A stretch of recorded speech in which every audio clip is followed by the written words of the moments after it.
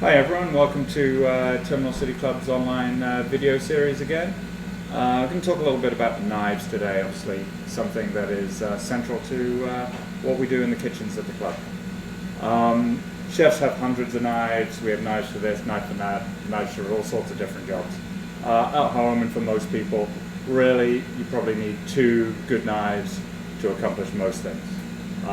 The two knives I'd recommend most people have would be a decent chef's knife, also known as a French knife, normally kind of an 8 to 14 inch blade, and a paring knife. 5 to 7 inches is kind of standard for those. With these two knives, pretty much anything's possible. Obviously, if you go into a knife shop, there are loads of other options, but really, these will do everything you need to do. So I'm going to talk a little bit about the basics with some knives and cutting, show you how to hold a knife, and then we'll cut a few things to show you some of the basics of how cooks and chefs use knives day to day. So first things on knives and basics, a sharp knife is a safe knife. I'm sure most of you have probably heard this. A sharp knife will do its job well, it'll be easy, it'll be a pleasure to use.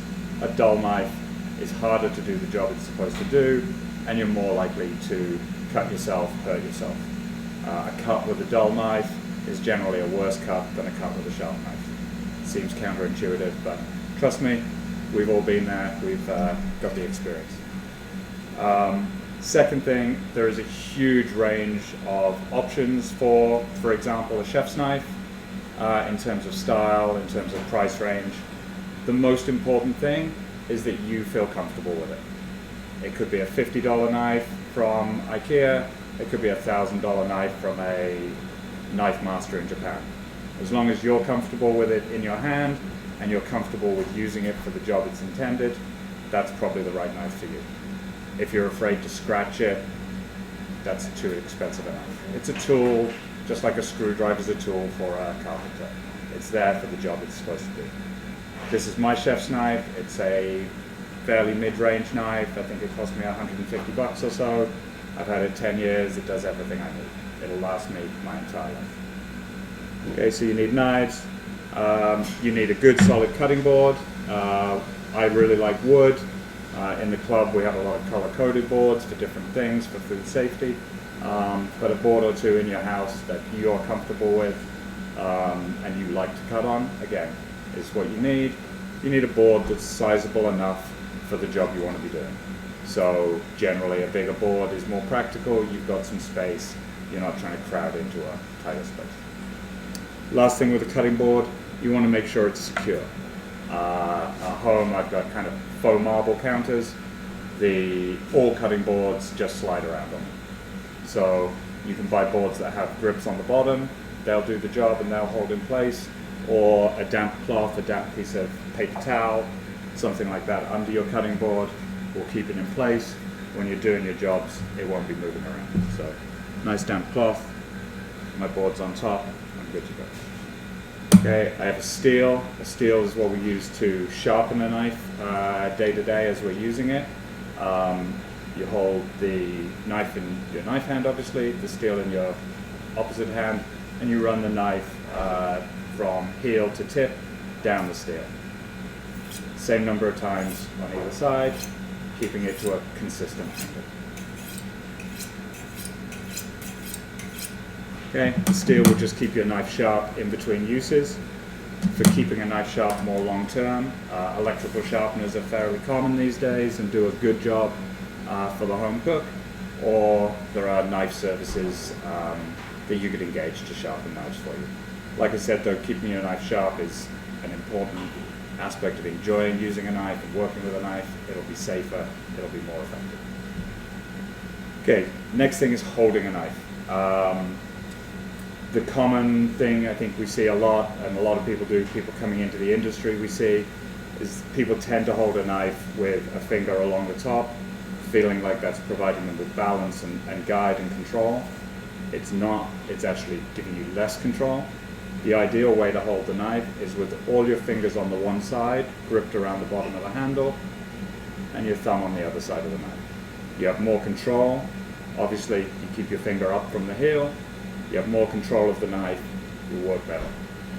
Your other hand is known as your guide hand. This is what's going to control the item you're cutting. And what we want here is what we call the claw.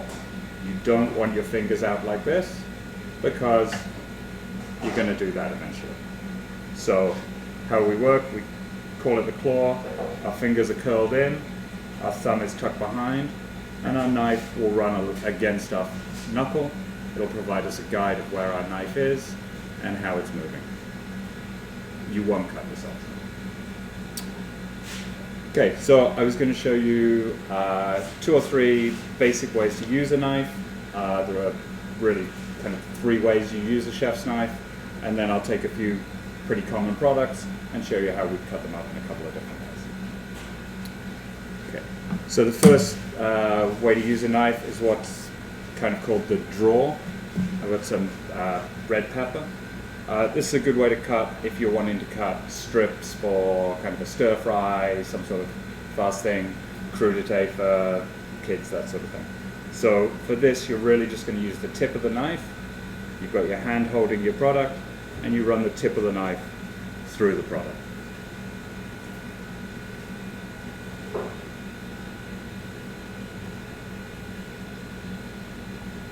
And you get a nice series of even strips, ready for nice even cooking, stir frying, etc. The next thing is a slice, which, as it sounds, you're slicing through a product.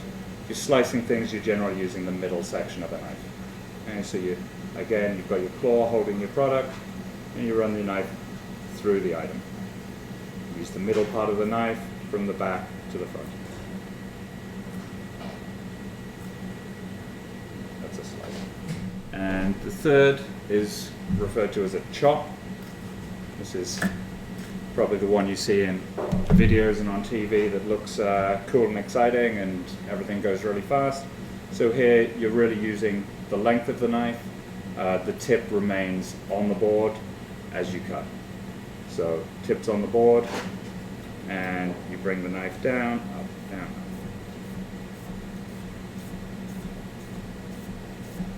Obviously, you can control the thickness by how far you move your guide finger as you cut.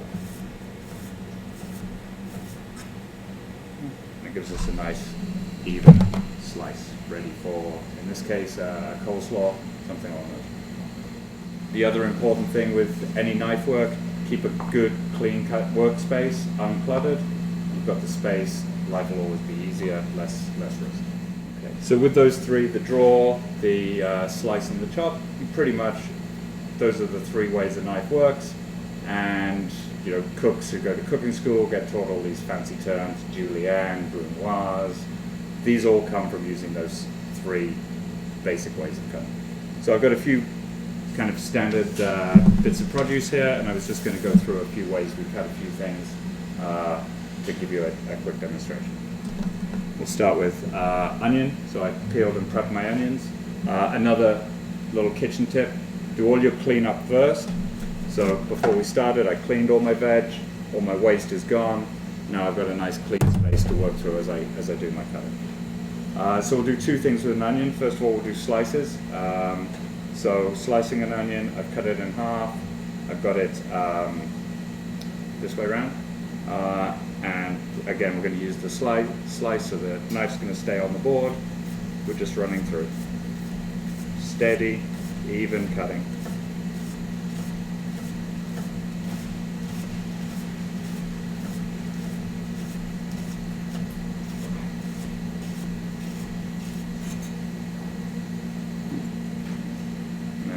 Nice pile of sliced onions ready for French onion soup. The second common cut we need with an onion or with a lot of veg is a dice. So for an onion, chefs cut thousands of pounds of onions. There's a really common, easy way to dice. You get nice, consistent shapes. We're going to start by cutting horizontally through the onion. We're going to leave maybe a finger's width at the end uncut so it'll stay together. And you want to cut to the size of the dice that you want. So I'm going to cut a medium dice. Just cut through an onion of this size, probably 3 cuts in. Like I say, leaving a little bit at the end attached so the onion doesn't fall apart. We then want to cut the same width going down. So probably 5 or 6 cuts across the onion. Okay, and for our third cut, we're going to cut straight down using our claw hand, and we're going to get a beautiful little dice.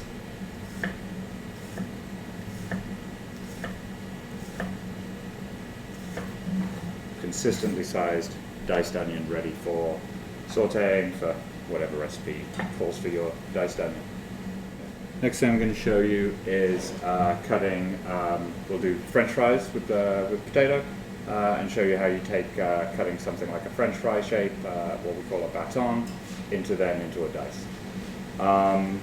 Lots of vegetables, obviously fairly uneven. An even shape is always going to make your life easier cutting something. So we're just going to shave a little bit off the edge of the potato, just to make it flat, make it stable. It'll be easier and safer to cut. We'll do the same on the edge there. Okay, now I want to cut British style chips. So I want a nice thick potato that I can double fry for fish and chips. I'm going to cut them about 1 centimeter and a little bit thick. I'm going to cut my strips. A little bit that's not quite the right size. We'll use that for a soup later. Okay, now I've got these. I can cut these into nice French fry shape.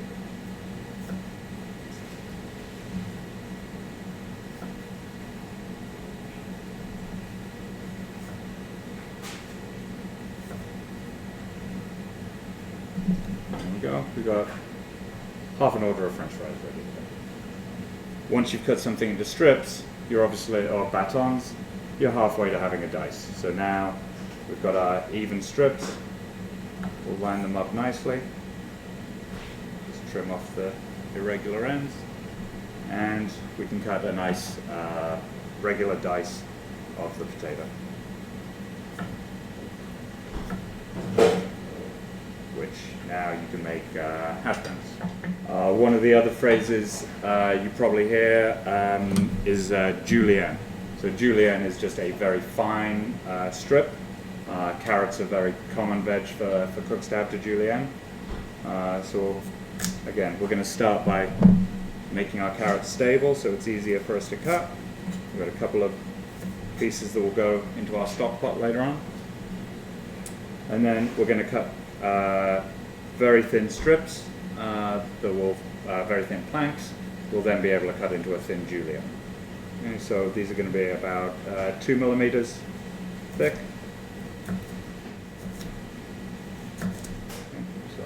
So all pretty consistent.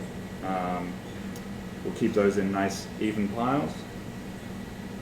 So now we're going to do our julienne, which is going to be a long cut down. It's going to be creating a baton essentially that's 2 millimeters square.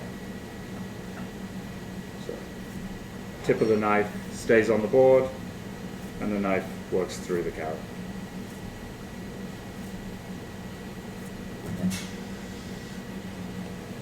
And we have little julienne carrots. Again, nice for a stir fry, a little salad garnish or something. In professional kitchens and restaurant kitchens, another thing you see in here a lot in recipes, you see a lot is a brunoise. Brunoise is a cut from a julienne, so you take your julienne carrots, and now brunoise is essentially a small dice, so it's going to be 2 millimeters by 2 millimeters by 2 millimeters technically. And again, tip of the knife's on the board, my guide hand is against the knife.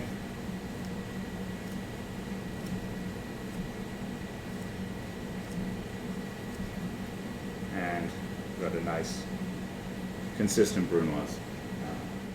So obviously that same technique works for any other vegetable, carrot sort of shape, zucchinis, leeks, all that sort of thing would fall into the same area. And then one other thing I wanted to quickly show you for citrus fruit is what we call a supreme. Nice way to take citrus, cut them into beautiful little pieces, make your salad look fancy. win some points from your friends and family. So I've just taken the top and bottom off a grapefruit. Just want to use the tip of my knife to take the skin off all the way around.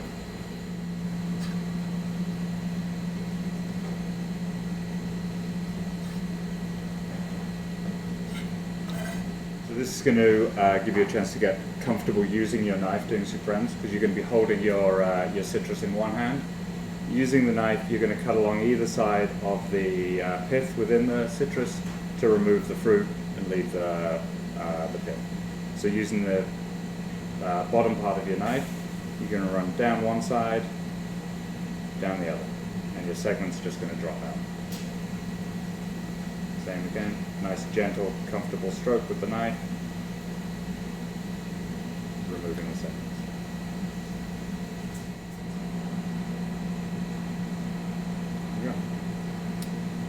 Grapefruit segments ready for your granola in the morning, or a nice little fresh salad. Okay, so there's just a few things few ways we cut things, a few things we can cut. Obviously, the key to all of this is you don't get good without doing lots of it. You do lots of practice, you get better. Like anything else, start slowly, work slowly, keep your fingers safe. As you get comfortable, you get faster. It's cook. When my first day in a kitchen, I was given 75 pounds of oranges that I had to cut into small wedges. That's how you start learning to do these things and get quicker, faster. You know, the volume that comes in a restaurant. At home, it's about being comfortable. Cooking at home should be fun. It should be enjoyable. Using a knife should make that job easier. So a sharp knife is safe. If you drop it, let it fall on the floor. Catching a knife is never a good idea. Steady cutting board, clean working space. And if you have questions, I'm at the club.